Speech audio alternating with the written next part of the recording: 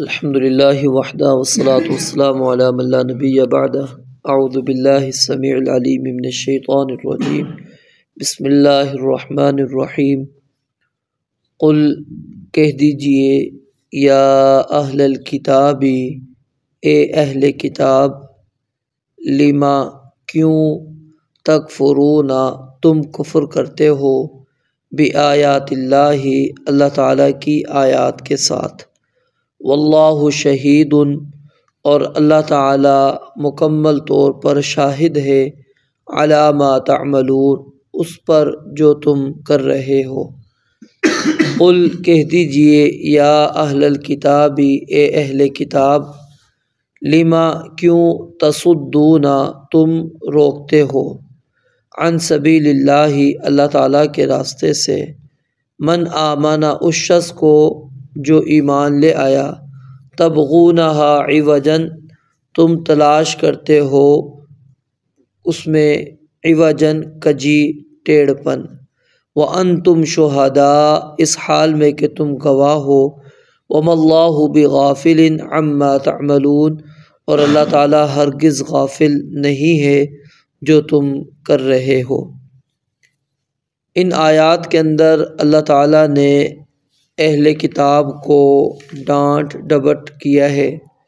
اور کہا کہ لم تکفرون بآیات اللہ اللہ تعالیٰ کی آیات کا تم انکار کیوں کرتے ہو، یعنی وہ آیات جو تورات کے اندر موجود ہیں، جو انجیل کے اندر موجود ہیں، رسول اللہ صلی اللہ علیہ وآلہ وسلم کی نبوت کے متعلق تم جانتے ہو، جاننے کے باوجود اللہ تعالیٰ فرماتے ہیں لم تکفرون بآیات اللہ اللہ تعالیٰ کی آیات کا انکار کیوں کرتے ہو۔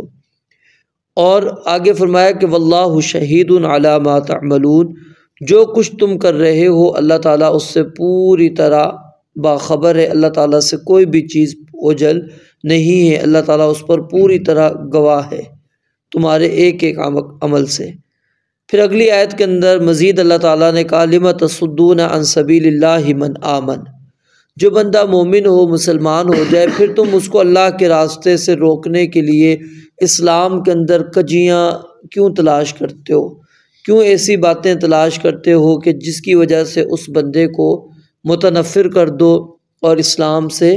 دور کر دو، اس کو شکوک و شبہات کے اندر لے کر چلے جاؤ، اور تاکہ وہ اس شکوک و شبہات کے اندر آنے کے بعد وہ کجی اختیار کر لے۔ اور پیچھے آپ نے سورت کے آغاز کے اندر پڑھی تھی اہل ایمان کی جو صفت ہے وہ کیا ہے، ربنا لا تزغ قلوبنا بعد اذ ہدیتنا، کہ انہوں نے کہا تھا اللہ ہمارے دلوں کو ٹیڑھا نہ کرنا، اس کے اندر کجی پیدا نہ کرنا اس کے بعد کہ جب تم ہمیں ہدایت دے دو، یعنی اسلام کے بعد جب ہدایت مل جائے اس کے بعد اللہ اس کے اندر پھر اب کجی ٹیڑھ پن اس کے اندر نہ آئے۔ کیوں کہ اعتراضات اصل میں کیا ہے، جب بندہ اسلام پر نہیں ہوتا اس وقت اعتراض کم ہوتے ہیں، یاد رکھیں، جب اسلام پر چلنا شروع ہو جاتا ہے پھر اعتراضات بھی زیادہ ہوتے ہیں، کیونکہ شیطان اس راستے سے اس کو روک رہا ہوتا ہے، اور پھر وہ مختلف حربے، مختلف اعتراضات، شکوک و شبہات کی دنیا کے اندر لا کر اس کو فتنوں کے اندر مبتلا کر کے وہ اس کو اس راستے سے روکنا چاہ رہا ہوتا ہے۔ جیسا کہ ایک بندہ نماز جو نہیں پڑھ رہا، اب اس کے پیچھے شیطان نہیں اتنا بھاگے گا، کیوں؟ اس کو پتہ یہ پڑھ ہی نہیں رہا، لیکن جب بندہ پڑھتا ہے تو پھر اس کو روکے گا، اس کو پھر اس کے اندر رکاوٹیں پیش کرنے کی کوشش کرے گا، کوئی نہ کوئی کام اس کا نکال دے گا، اس ٹائم پر کوئی نہ کوئی مجبوری اس کی لا کر اس کے سامنے کھڑا کر دے گا تاکہ وہ انسان نماز کی طرف نہ جائے، اور جو نہیں پڑھتا اس کے سامنے کچھ بھی نہیں رکھے گا۔ تو یہ کیا ہے کہ اللہ رب العالمین نے یہ چیز یہاں پر بیان فرما دی کہ جو بندہ ایمان لے کر آ گیا، یہ نہیں کہا کہ جو ایمان لانا چاہتا ہے، کیونکہ جو ایمان لانا چاہ رہا ہوتا ہے اس کی طرف ان کی توجہ بھی اتنی نہیں ہوگی، کیونکہ پتہ نہیں ہے کہ ابھی یہ بندہ مسلمان ہونا چاہتا ہے یا نہیں، جو ہو گیا ہے پھر ان کو پتہ لگ جاتا ہے یہ مسلمان ہو چکا ہے، تو اس لیے اب اس کے اندر کیا ہے، اللہ تعالیٰ فرماتے ہیں تم ان اللہ کے راستے سے یعنی اسلام سے روکتے ہو اور پھر تم کجیاں اس کے اندر تلاش کرتے ہو، وَأَنْتُمْ شُهَدَاء اور اس حال میں کہ تم شہداء گواہ بھی ہو، یعنی کہ بات جو تم کر رہے ہوتے ہو تمہیں پتہ یہ حقیقت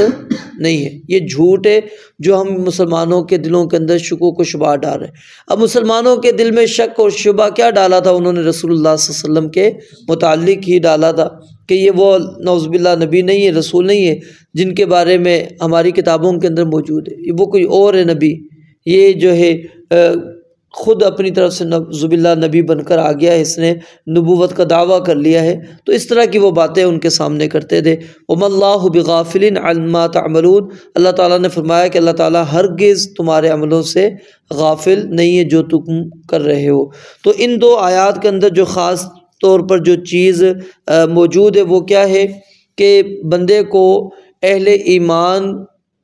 کو خاص طور پر جو مسلمان ہو ان کو شکوک و شبہات کے اندر نہیں ڈالنا چاہیے، ان کو اسلام پر جو وہ عمل پیرا ہو رہے ہیں ان کے اوپر عمل کرنے کی ان کو یعنی کہ کوشش کرواتے رہنے چاہیے تاکہ وہ عمل کرتے رہیں، ان کو عملی زندگی سے دور نہ کریں۔ اور دوسری بات کہ بندہ اللہ تعالیٰ کی آیات